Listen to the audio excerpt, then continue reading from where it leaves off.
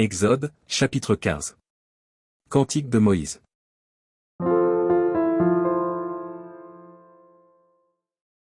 Alors Moïse et les enfants d'Israël chantèrent ce cantique à l'Éternel. Ils dirent, je le chanterai à l'Éternel, car il a fait éclater sa gloire, il a précipité dans la mer le cheval et son cavalier. L'Éternel est ma force et le sujet de mes louanges, c'est lui qui m'a sauvé. Il est mon Dieu, je le célébrerai, il est le Dieu de mon Père, je l'exalterai. L'Éternel est un vaillant guerrier, l'Éternel est son nom. Il a lancé dans la mer les chars de Pharaon et son armée, ses combattants d'élite ont été engloutis dans la mer Rouge. Les flots les ont couverts, ils sont descendus au fond des eaux, comme une pierre. Ta droite, ô Éternel. A signalé sa force, ta droite, ô Éternel. A écrasé l'ennemi. Par la grandeur de ta majesté tu renverses tes adversaires, tu déchaînes ta colère, elle les consume comme du chaume.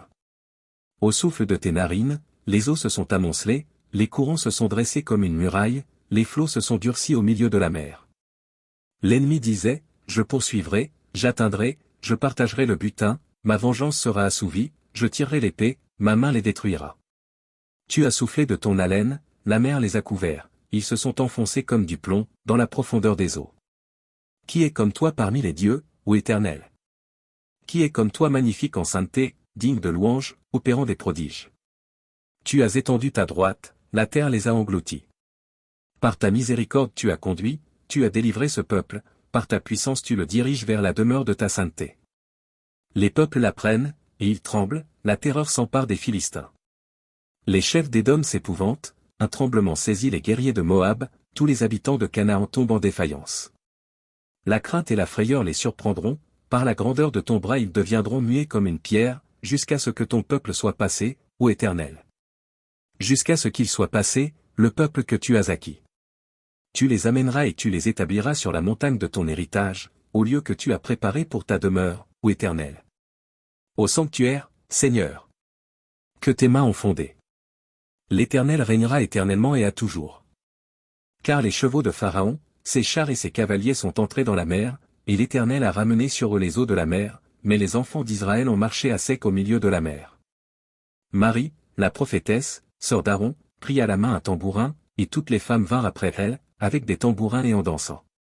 Marie répondait aux enfants d'Israël, chantez à l'Éternel, car il a fait éclater sa gloire, il a précipité dans la mer le cheval et son cavalier.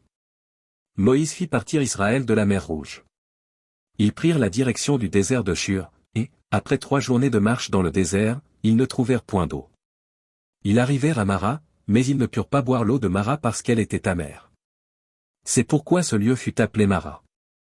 Le peuple murmura contre Moïse, en disant, que boirons-nous? Moïse cria à l'Éternel, et l'Éternel lui indiqua un bois, qu'il jeta dans l'eau. Et l'eau devint douce. Ce fut là que l'Éternel donna au peuple des lois et des ordonnances, et ce fut là qu'il le mit à l'épreuve. Il dit, si tu écoutes attentivement la voix de l'Éternel, ton Dieu, si tu fais ce qui est droit à ses yeux, si tu prêtes l'oreille à ses commandements, et si tu observes toutes ses lois, je ne te frapperai d'aucune des maladies dont j'ai frappé les Égyptiens, car je suis l'Éternel, qui te guérit. Ils arrivèrent à Élim, où il y avait 12 sources d'eau et 70 palmiers. Ils campèrent là, près de l'eau.